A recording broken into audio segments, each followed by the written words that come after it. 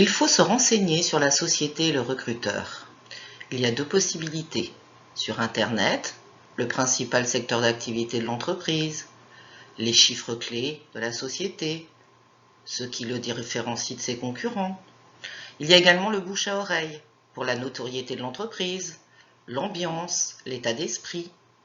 Qui est le recruteur? Quel est son poste? Est-il décideur? Préparer ses arguments aussi. Ses qualités, ses défauts, ses valeurs, ses projets, il faut savoir parler de soi. Se préparer à ce genre de questions. Par exemple, pourquoi avez-vous quitté votre dernier emploi? Quelles sont vos qualités? Parlez-moi de vous. Quels sont vos principaux défauts? Parlez-moi de votre parcours professionnel.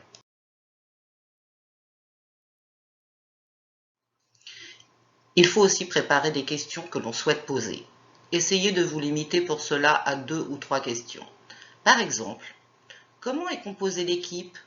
Y a-t-il un code vestimentaire? Quelle est la date à laquelle je serai susceptible de commencer?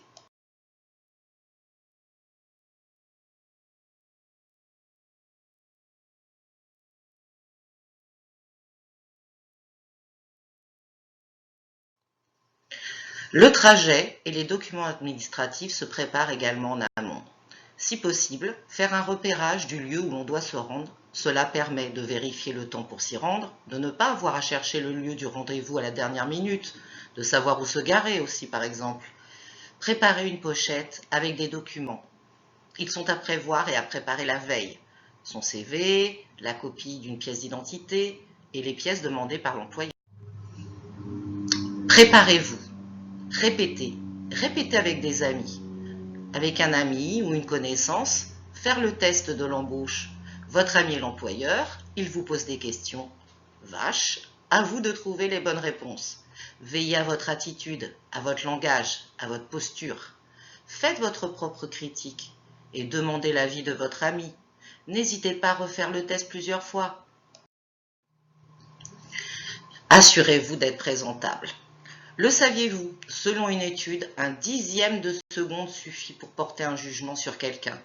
Bien que l'on sache qu'il ne faut pas juger les gens sur leur apparence, nous ne pouvons pas nous en empêcher.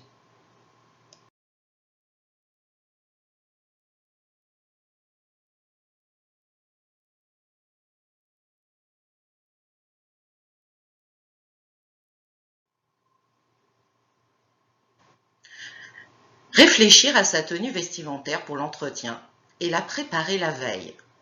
Adapter évidemment sa tenue à son rendez-vous et à l'activité dans l'entreprise. Anticiper nettoyage, couture, repassage des vêtements et le cirage des chaussures.